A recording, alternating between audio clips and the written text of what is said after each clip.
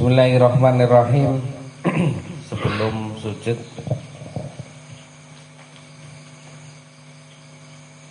ada keterangan pemisah.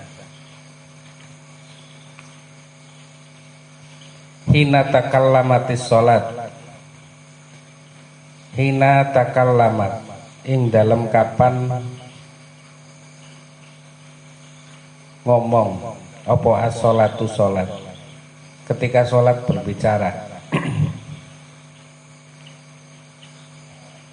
Ana hadiyatuka allati ursilta arsalta biha ila malakil muluk. Ana utawi ingsun niku hadiyatuka hidayah sira, hadiah sira allati arsalta yang engkau kirimkan biha kelawan sholat ila malakil muluk maring rajane raja. Fahal tursil ana toh ngirim sapa sira ila malakil muluk maring rajaning raja hadiyatan ing hadiah farighatan kang kosong. Wahal tab'asana toh ngirim sapa sira ila aghnal aghniya maring zat sing maha kaya bisullatin khawiyah kelawan kado sing kosong. Akhi sedulurku, ana wahduka anta wahduka utawi sira iku wahduka siji-sijine sira mintil kahuriyatil ikhtiyar min iku man wong tamliku kang miliki sapa sira huriyatal ikhtiyar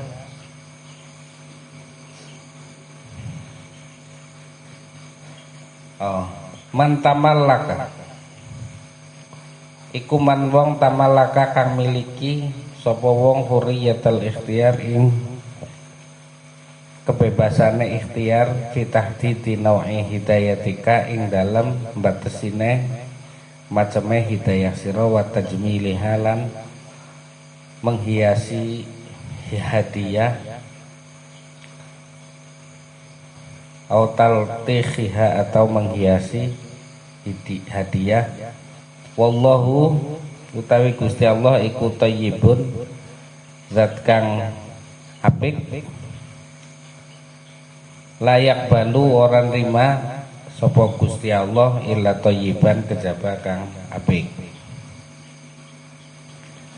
Wa sholatun lan salat laisa kang ora ana fiha ing dalam salat apa khusyuun khusyu laisat mongko ora ana apa salat iku minat thayyibi saking kang apik. Pakai fatukbal mongko kale kaya apa tukbalu den terima apa salat.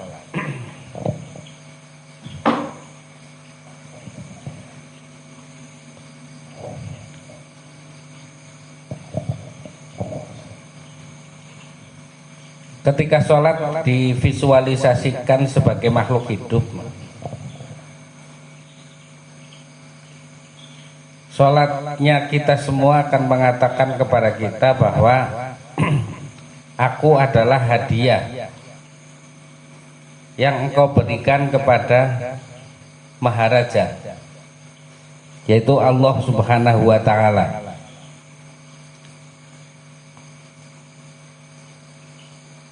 Apakah engkau akan memberikan kepada Maharaja hadiah yang kosong?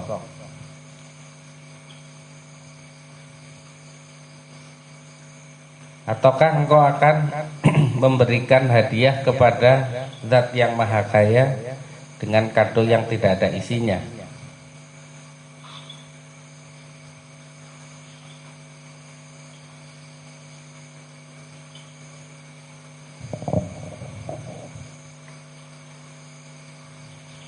Mungkin iki pada baik karo wong sing anu.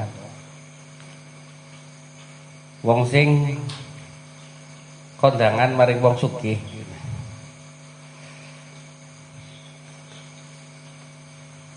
Tiga kondangan maring wong sugih kok 20.000 30.000 kan ngawehe madan melengos. Arep wong ora duwite jadi ora apa-apa.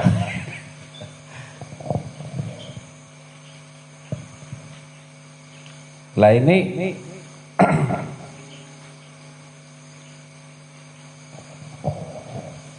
sholat sama saja seperti itu.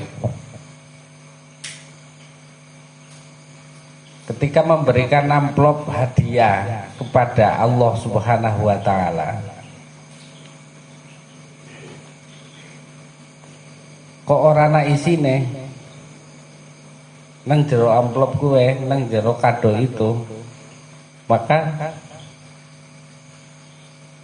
setiap kita melakukan sholat dengan hati yang kosong, kita akan merasa malu di hadapan Allah Subhanahu wa taala.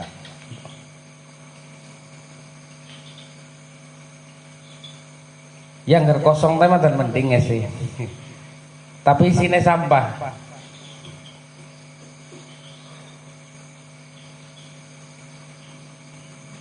Karena pipa rokok, karena alpat, karena kuda, karena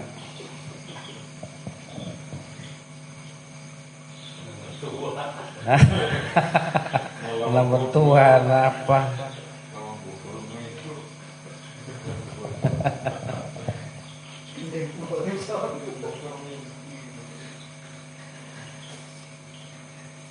Lah habis sholat pasti kita akan malu terhadap Allah Subhanahu wa taala. Saya tidak bisa mempersembahkan yang terbaik. Bahkan kalaupun sholat itu isi, itu juga dia tidak akan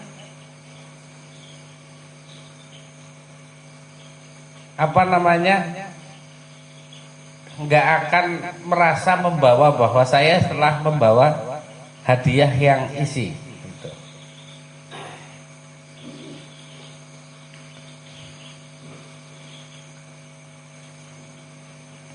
Yang pernah saya katakan bahwa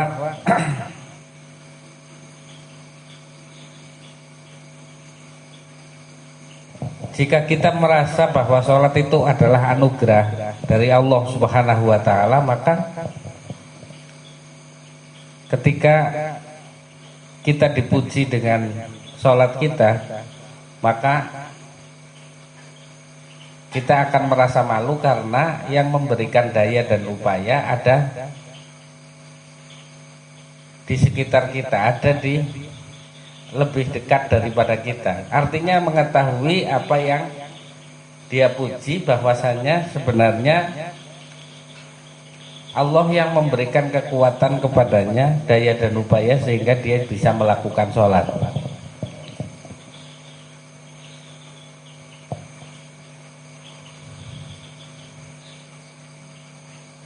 Misalnya Pak Iqbal dewe motore tril sing jutaan juta lah. Arep reunian karo kanca-kancane. Lan dilalah sing ngaweh motor juga mangkat.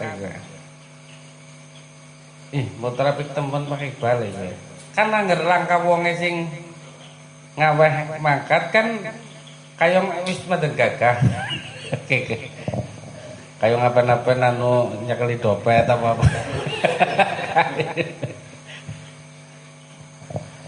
Tapi pada saat yang memberi itu ada di sampingnya, maka dia tidak akan bisa berbuat apa-apa, bahkan akan merasa malu ketika orang mengunggul-unggulkannya bahwa engkau hebat gitu. Begitu juga dalam ketika sampean juga bisa melakukan sholat khusyuk kok kemudian banyak orang yang memuji, maka engkau akan merasa malu di hadapan Allah Subhanahu wa taala karena tidak mempunyai daya dan upaya untuk melakukannya. Lah kemudian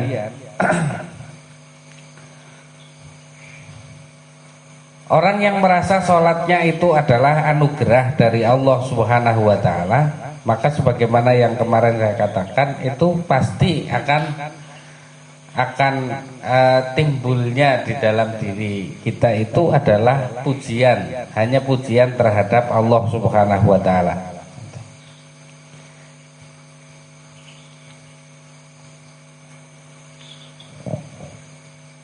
Kemarin juga sudah saya terangkan bahwasanya orang yang dapat melakukan sholat kemudian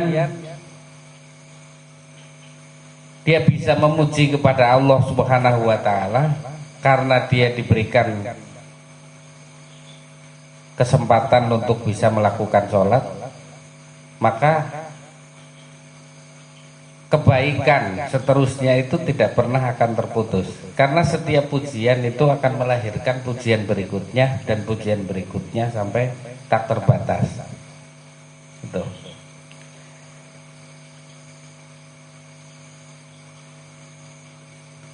Kita memuji kepada Allah karena sholat kita, maka kita juga mengharuskan kepada diri kita untuk memuji pada pujian karena sholat kita, memuji pada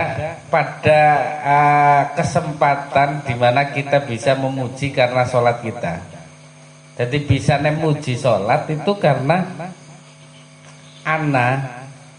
ilham yang Allah berikan kepada kita untuk bisa bersyukur karena bisa melakukan sholat.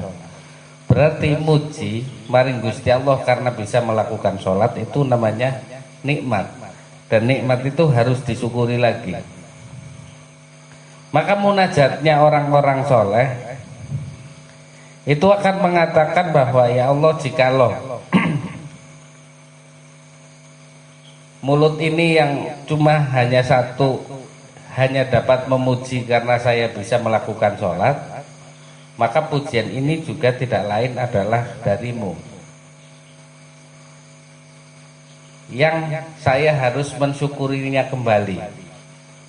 Akan tetapi bagaimana aku akan mensyukuri nikmat tersebut sementara mulut saya hanya satu? Jikalau engkau menciptakan saya mempunyai dua mulut, maka satu mulut akan saya gunakan untuk memuji karena saya bisa memuji kepadamu. Tapi sing semene mulut siji juga utang maning. Utang maning karena pujian yang kedua, karena bisa memuji sholat kita, itu juga membutuhkan pujian berikutnya. Ketika seorang dikasih satu tubuh, semuanya dipenuhi mulut, dan mulut semuanya mengucapkan alhamdulillah, maka kita membutuhkan satu tubuh lagi untuk mengalhamdulillah satu tubuh yang penuh dengan mulut. Maka ini kebaikan yang tidak pernah akan terputus. Hanya saja orang-orang yang ada di luar sana ngartikna syukuran gue adalah kepungan sing nyediani panganan nggo wong liya, kemudian wong liya mangan bar gue wis ora membutuhkan syukuran lagi.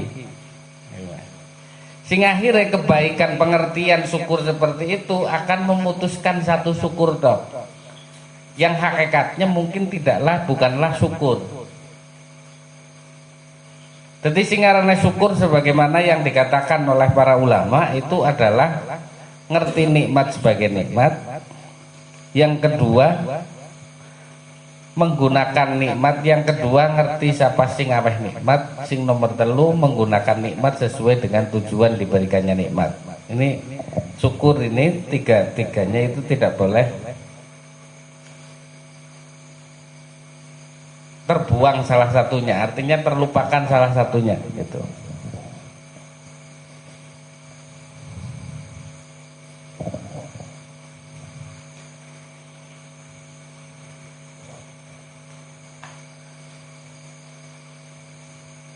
Kita sebenarnya memiliki kemerdekaan, kebebasan untuk ikhtiar, untuk mempunyai pilihan dalam memberikan hidayah. Macam apa yang akan kita berikan kepada Allah Subhanahu wa Ta'ala sebagai hadiah. Ini memang sepertinya kayak keluar sekangan, keterangan ini kayak metu sekang hakikat, tapi sebenarnya enggak. Kita itu berarti di sini harus mempunyai azam. Azam itu adalah orientasi, ya. Orientasi atau ketetapan batin. Bahwasane nang ati kuwi wis tertanamkan keinginan yang kuat untuk selalu memberikan hadiah sholat kepada Allah Subhanahu wa Ta'ala dengan dengan sebaik-baik hadiah.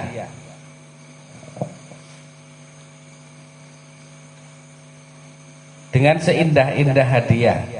Ini sudah menjadi ketetapan yang ada di dalam batin kita. Sehingga pada saat sholat akan merasa bahwa yang lain selain bukan sholat itu adalah halangan kita menuju kepada sholat kita yang baik. Tapi karena kita tidak pernah mempunyai azam untuk selalu memberikan hadiah yang terbaik dengan sholat kita, maka kita tidak pernah konsentrasi, ya. Konsentrasi dalam menjalaninya.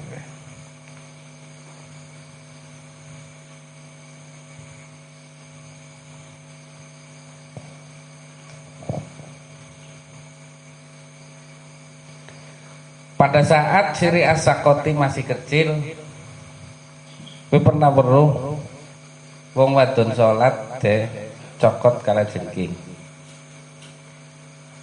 Pada saat itu Sri As-Sakoti setelah wanita itu salam, Sri As-Sakoti langsung bertanya, kenapa sampean gak membuang kala jengking yang ada di kakimu? Terus wanita itu mengatakan kepada Sri As-Sakoti kecil, kamu gue goblok. Cara-caranya kayak gitu. Angger aku lagi urusan karo Gusti Allah, aku ora urusan karo makhluknya Gusti Allah.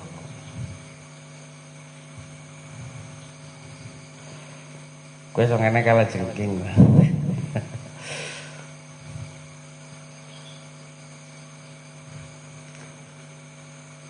Nah, sementara kita barang-barang yang remeh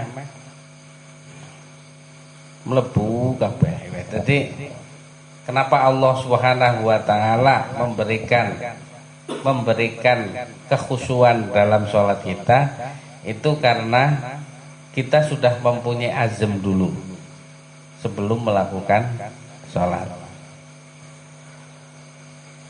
Azam itu adalah menjadi skala prioritas dalam kehidupan kita, bahwa kita harus selalu mempersembahkan hadiah yang terbaik kepada Allah Subhanahu wa Ta'ala.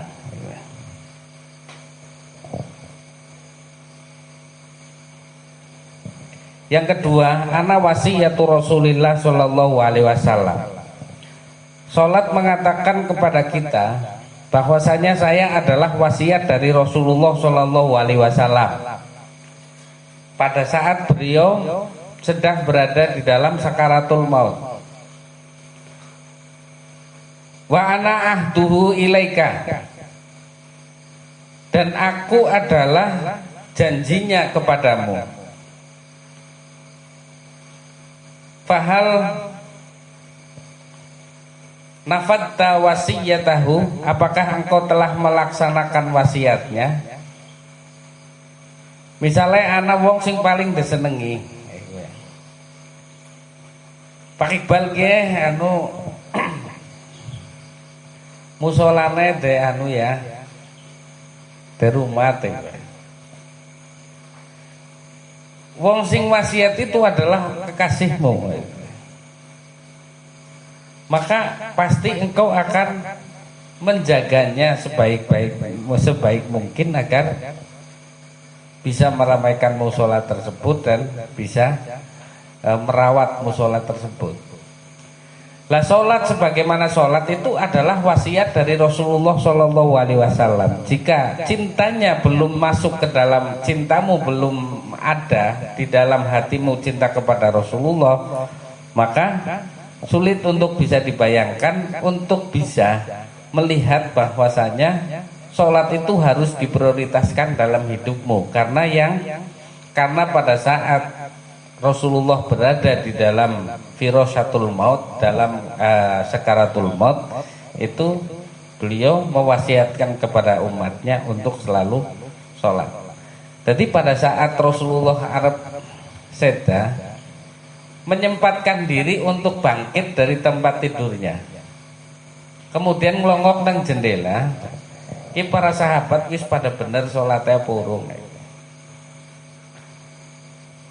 Nah, setelah beliau melihat Abu Bakar sebagai imam dan kemudian disusul makmumnya Umar bin Khattab, Ali bin Abi Thalib dan lain sebagainya, akhirnya beliau kembali lagi ke tempat pembaringannya sambil tersenyum, dan pada saat itu nyawa dicabut oleh Allah Subhanahu wa taala.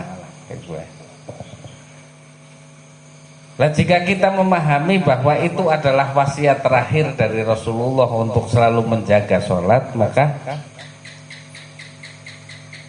dan wasiat tersebut datang dari kekasih, maka yang terjadi kita akan merawatnya dengan baik.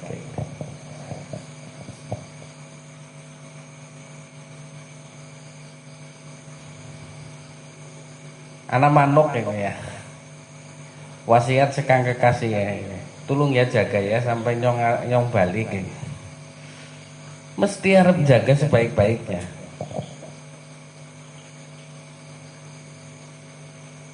Lah cuma kan mungkin orang-orang bisa ngelebok namaring rasa, masalahnya Rasulullah durung dadi kekasih ya. Jadi syarat kon kira jaga sholat dengan baik itu adalah menjadikan Rasulullah kekasihnya dulu. Setelah itu kita harus mengerti bahwasanya Rasulullah itu wasiat terakhir yang paling berharga untuk umatnya adalah agar kita menjaga sholat kita. Jadi aja didik wong gue, terutama didik ke anak kita ya. Itu dengan didikan seperti hewan. Angger didikan seperti hewan kan akan dimanja kehayawaniahannya. Tegawa maring mall kan lagi didik cara hewan.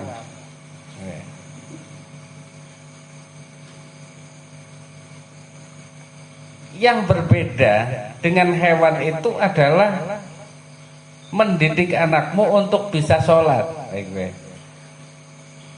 Menghargai bahwasanya itu adalah hadiah terindah dari Rasulullah, wasiat terindah dari Rasulullah untuk umatnya.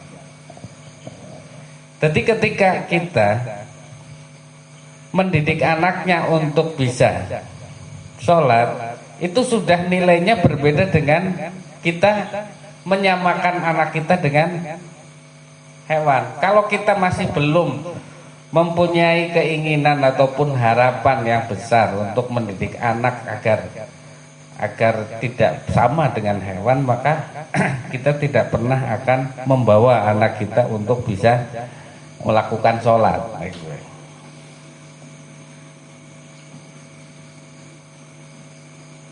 Karena anaknya bisa kita bisa nggawa anaknya maring mall kan bahagianya luar biasa. Padahal gue lagi dididik carane hewan.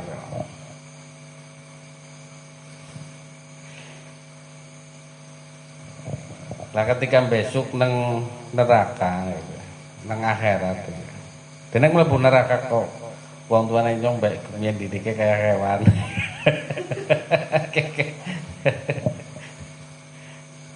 Lah ini apa namanya artinya? Kan kayak makan. Itu adalah bagian-bagian yang masih serikat dengan hewan.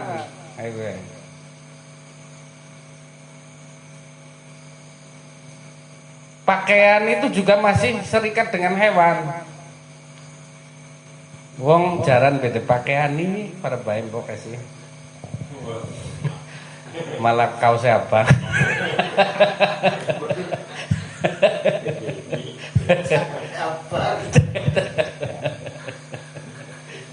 Ya ora.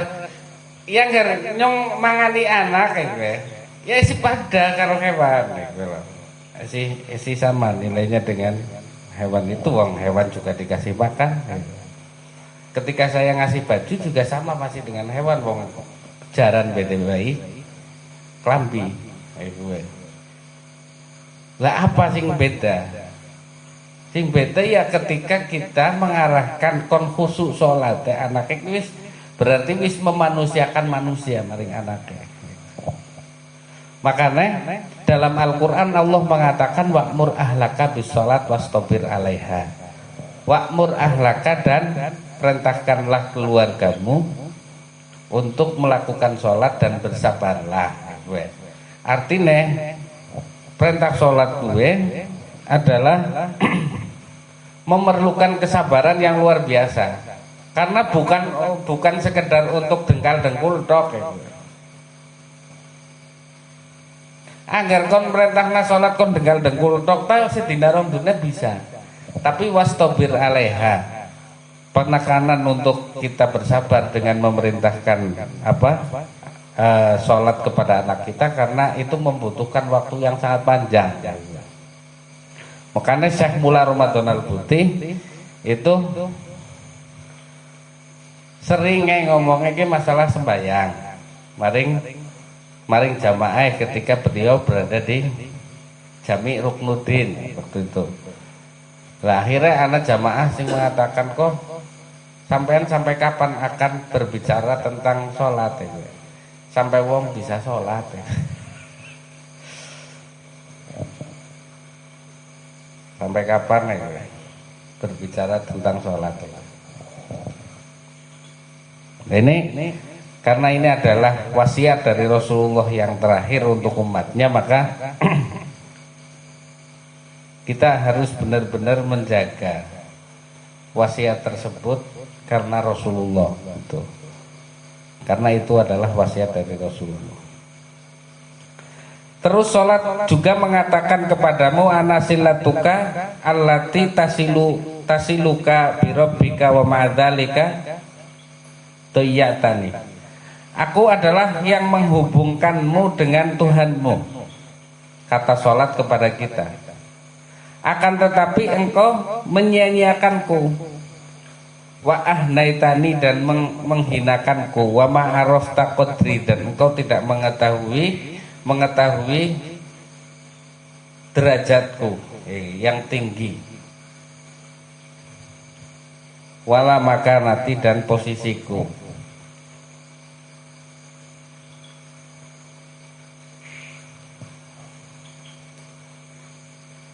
Angger sampean duwe hubungan antara orang yang istimewa itu bisa terhubung karena seseorang, maka pasti kamu akan menjaga seseorang itu demi hubunganmu kepada orang yang punya derajat itu berjalan dengan lancar. Dan tidak ada ya, penghubung yang lebih mulia daripada sholat, karena sholat adalah penghubung antara seorang hamba dengan Tuhannya. Maka anasilatuka, aku adalah penghubung, kata sholat, kepadamu, allati tasilu birobika wa madhalika tayyatani wa ahantani wa ma'araf taqadri. Kemudian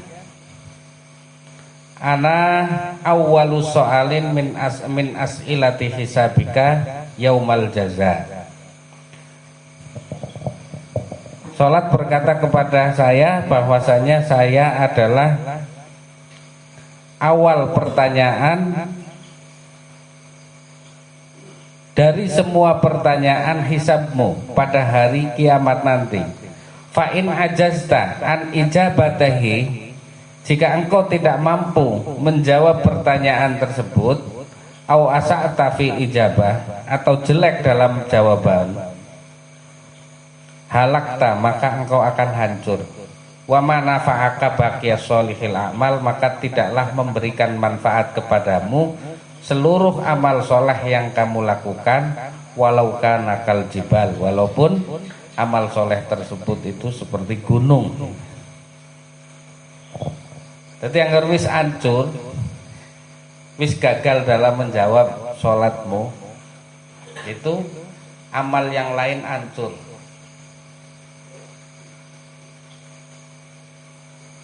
Ya. Apa maning ora duwe amalia, amal-amalia nih gue. Kadang kalah karena saking ora duwe amale gue. Jadi amal-amal baik digawa-gawa. Kiwa kafe baik aku. Karena saking saking apa arane? Saking ora duwe kebaikan sih, kebaikanku apa wis dikorek-korek langka. Akhirnya maring bapane langka juga, akhirnya maring bae. Akhirnya maring buyute. Sing akhirnya ngomong bahwasane kowe ki sing aweh sing aweh benar iki mbah nyong. Sing aweh speaker dan seterusnya. Tapi ya bisa nasabah wis mending lah. Kurang jadi asli gede-gede naik. Jadi sholat itu akan ditanyakan di awal, ketika manusia berada di hari kiamat.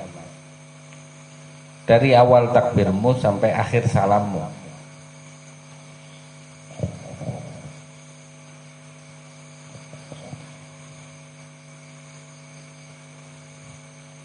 Jawabannya langka kabeh. Kowe kaya dene jala tapi anune wis rusak.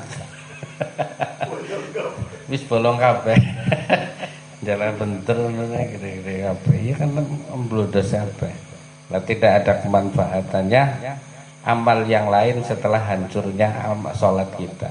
Karena saking pentingnya sholat untuk apa namanya, sebagai hisab pertama di hadapan Allah Subhanahu wa taala, maka yang harus kita lakukan adalah memperhatikan dengan baik bagaimana agar bisa melakukan sholat dengan baik.